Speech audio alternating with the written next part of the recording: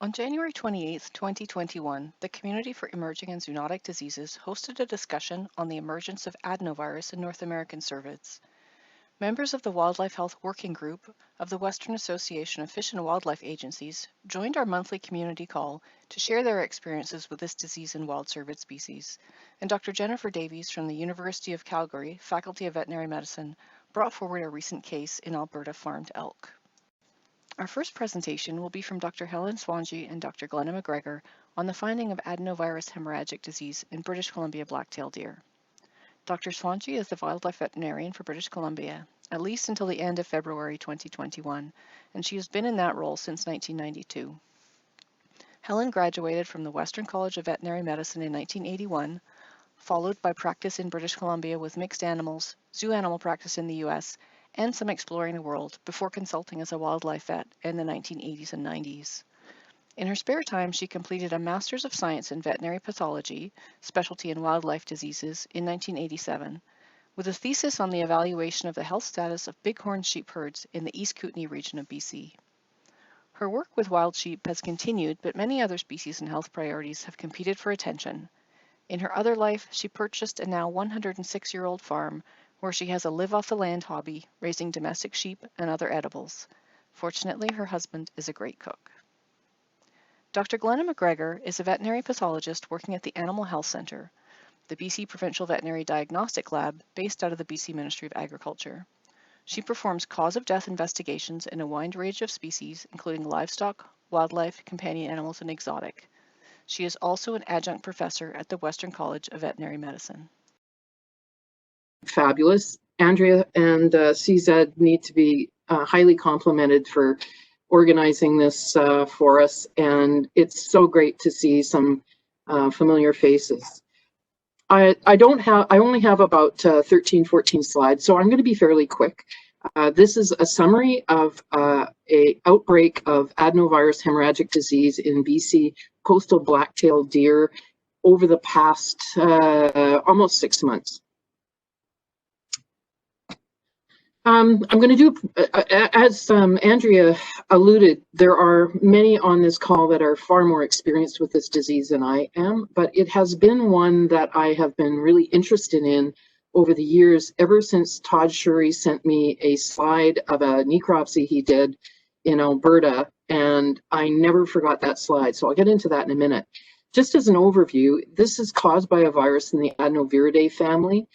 You can read a little bit here of the genetic organization and the taxonomy of the virus. It's basically an adenovirus that's similar to bovine adenovirus 3, but it is distinct. There are currently considered 2 strains, and the Karen Fox and others have published material that have now classified it as an Adenovirus A, and I find that I don't know exactly why, because I'm not a genetic specialist, but what I do know is that cervids are all susceptible. There have been no cases in caribou, but I don't see any reason why caribou could not be affected. And I know Wyoming has seen evidence of the disease in pronghorn antelope as well. It does appear that black-tailed deer, including mule deer, are more affected than others, certainly more clinical. And it's very similar to other viral hemorrhagic diseases in cervids, including blue tongue and EHD.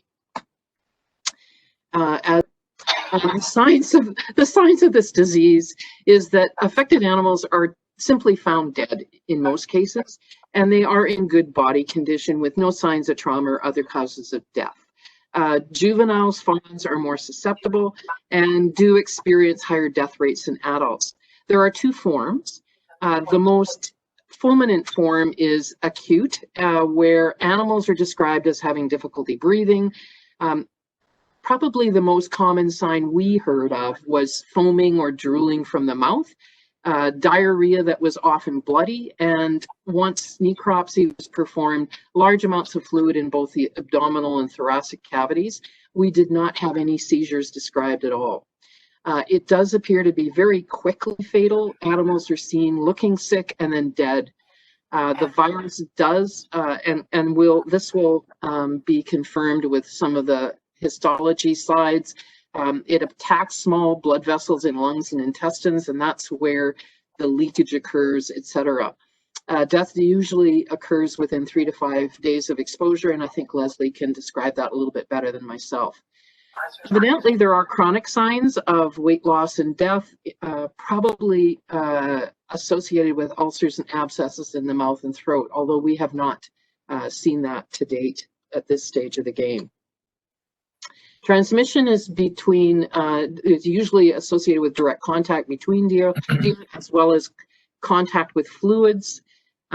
Obviously, this is a disease that the risk increases with high density populations. I have looked at some of the papers, and it does talk about airborne routes, contaminated feed and water, and obviously equipment. And there are postulated hypotheses about insect transmission, but really don't have any proof of that. There is no evidence that AHD can be transmitted to humans, livestock, or pets. So in summary, no human health risk. But because hunters tend to transport things, they're asked to practice good hygiene and obviously not to consume meat from animals found dead, looking ill, or acting abnormally. In terms of management of this disease, there is no treatment or vaccine, and mitigation to reduce risk of transmission includes carcass management. And I've outlined what I've seen as the best recommendations for best management practices. That includes the not moving infected remains, deep burial of carcasses, reducing or preventing movements of live deer to new areas, such as moving orphan fawns to rehab centers, that sort of thing, reducing any concentration of deer, and anyone handling these deers must be aware of precautions to limit the potential for the spread of the virus. Overall, AHD has led to localized deer reductions, but it appears to be short term. And I think there still is a lot that is not very understood about how this disease persists in populations, why it emerges in populations, and I'm now going to just describe you a little bit of information about the case that we've seen in British Columbia. Since 1994, there have been cases in a number of Western US states and Alberta, in most years with outbreaks in some. I think it's fair to say that improved knowledge of the disease and diagnostics tools have allowed the diagnosis to be confirmed more often. We have not seen any outbreak or cases in British Columbia before, but following the recognition of this disease or the virus presence in southwestern Alberta, we did a serological survey of archived elk serum in southeastern British Columbia about a decade ago, and we did have a prevalence there. I don't remember exactly what it was, but Leslie would. In 2020, this past year, there were outbreaks in California and Oregon, and I was aware of those, but then our index case was on Galiano Island, and I will show you a map that shows you where this island is on the coast of British Columbia. I was contacted by Janelle Cooper, who is a unique woman who not only has a job where she's involved in human health and public health, but she also volunteers as a helper for Rescue Animal Sanctuary, which is a wildlife, basically wildlife rehabilitation network. In mid-August of 2020, 3 dead deer were found in a single location over a period of few days. They were in good condition. It's not unusual to find dead deer, but usually they're thin. There's some kind of reason for it, and there wasn't any in this case. While we are in one of the highest highest density human areas in British Columbia, some of these islands are quite remote, and they don't all have veterinarians. So we had no veterinarian on this island, And Janelle and I put our heads together and we called in the cavalry. Henry Lang is a colleague of mine who actually used to work for provincial government. He has since retired, sort of, on an adjoining island, and he was happy to come to our aid and did some necropsies. This was the first necropsy I think he did, and I asked him to take photographs. So just to orientate you, the head is to the left and the back end is to the right. And what you can see here with my animation is a intestinal tract full of blood. You can see a large amount of bloody fluid in the chest cavity, and you can see some lungs that we're going to take a closer look at. But first, a lovely fresh intestinal tract. You pathologists are probably really getting excited about now. But this is what got me excited. It looked identical to that photograph that Todd Shuri shared with me a decade before. Very significant pulmonary edema, and I went, this is AHD, we found it, by George. We sampled this animal and other animals that were in good condition and forwarded those tissues to our provincial diagnostic lab. Before we go on that, I'm going to let Glenna and Leslie are going to discuss the tissue samples. But just to cut a long story short, we confirmed AHD in this animal and others. I want to talk a little bit about the case management. Our next steps, thanks to Janelle and others, including Henry, we performed a lot of outreach. And as a government agency, we have very little access to social media. So I really depended on Janelle and Henry to spread the word to residents on adjoining islands, to share the information, to invite reporting. I was able to produce a media release that went out generally in British Columbia with some standardized messaging and to create some centralized contacts with my department and my staff, as well as Janelle and other wildlife, people interested in wildlife within the rehab community, and basically a liaison, serving as a liaison there. We asked for dead deer reporting so that we could map it and look at unusual trends, and that messaging went out to a large amount of people, including enforcement officers, our conservation officers, road maintenance, rescue groups, and veterinarians. I asked Janelle if she would provide some observations from the Galiano Island residents, and basically they reported fewer deer on properties this fall and through the winter. And the highlight, or probably the highest number of reports from that island were in September and October. In the last couple of months, hardly any reports at all. And I've got a map coming up in a minute, and I'll show you sort of the maximum number of reports that we got. I think COVID-19 played a role here. I think a lot of people were walking in the bush, trying to get out of their houses, were close to home, and I suspect that some of the reporting was had a role, was resulting from that. But I think all of us involved in wildlife health have had probably an increased number of people interested in wildlife just simply because of them being near home. Our surveillance has carried on, and here's a couple of lungs that we have had in the last couple of months. A little bit closer to home, as a matter of fact, the one on the right was 2 properties down from my farm. Kind of interesting. A map of the area, you'll see Galiano Island. I'm not sure if my cursor will show you, but there's Galiano there. This is my home here, just beside that red star, and this is where our office is. So all of these reports, all of the red stars are confirmed positives. Our approach has been that once 1 or 2 positives have been recognized in an area, we don't go and do any more sampling. Only animals that were dead for less than 48 hours were sampled. And this gives you an idea of the reports we had, how many animals were sampled, and how many positives we had. I think the positives are certainly lower than what is actually present. Thank you, Sherry, for that map. Lessons learned. These are some of the common questions and comments we've had from the public.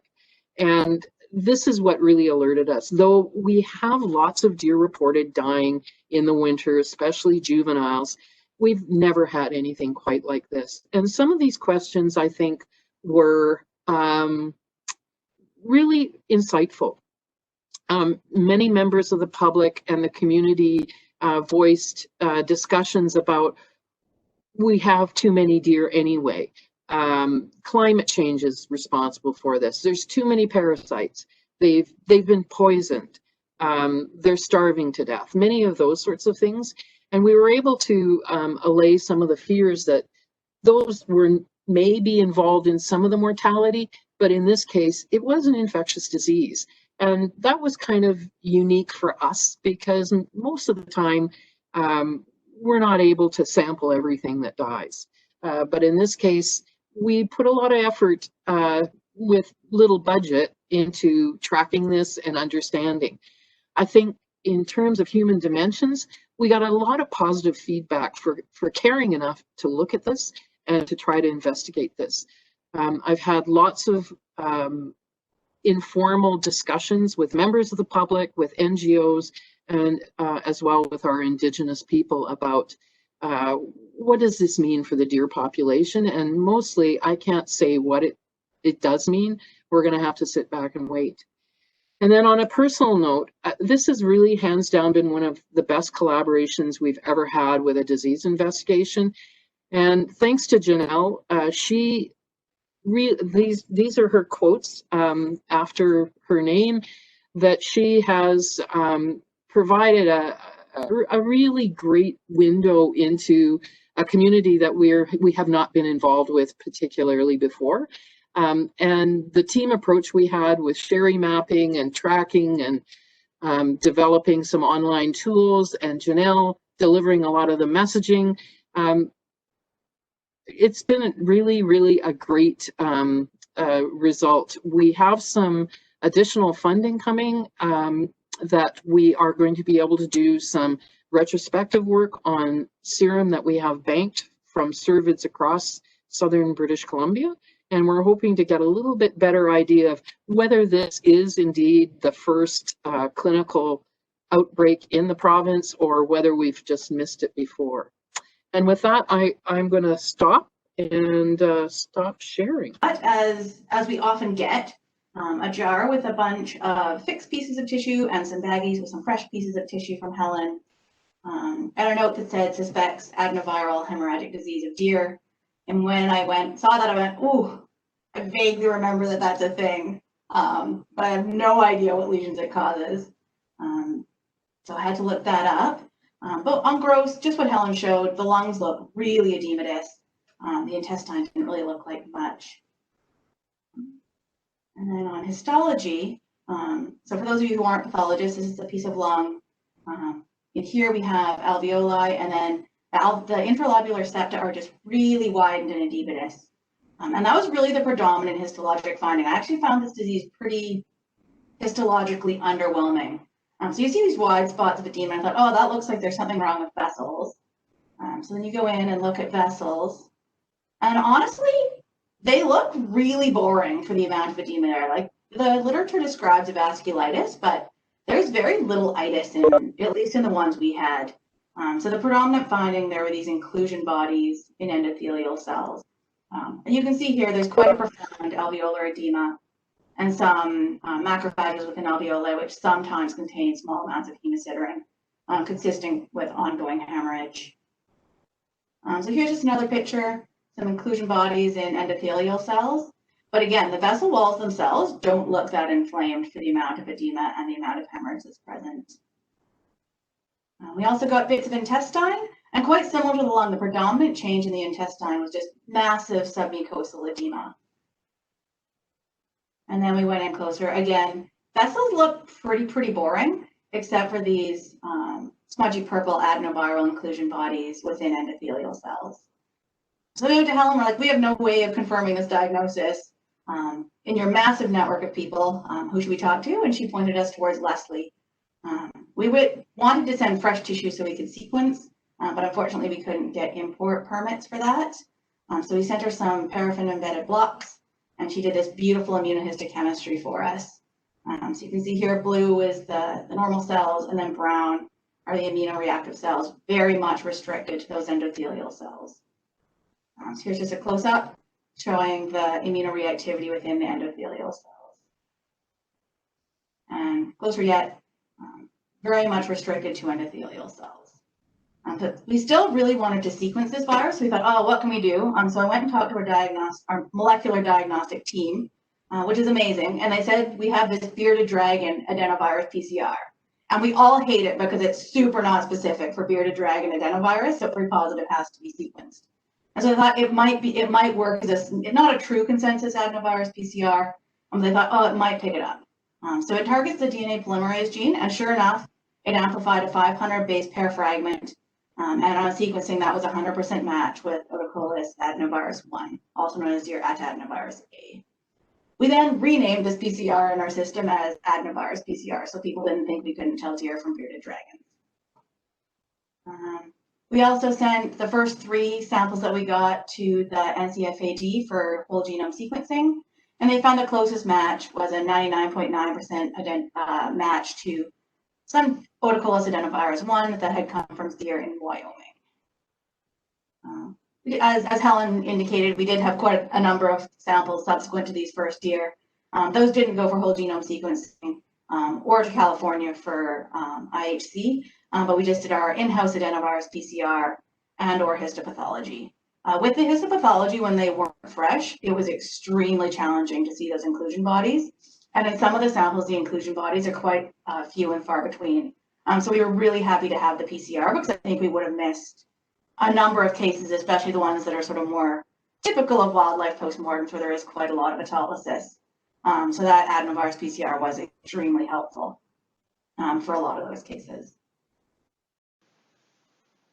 In our next session, Dr. Jennifer Davies will present a case of adenovirus hemorrhagic disease in a farmed elk calf in Alberta.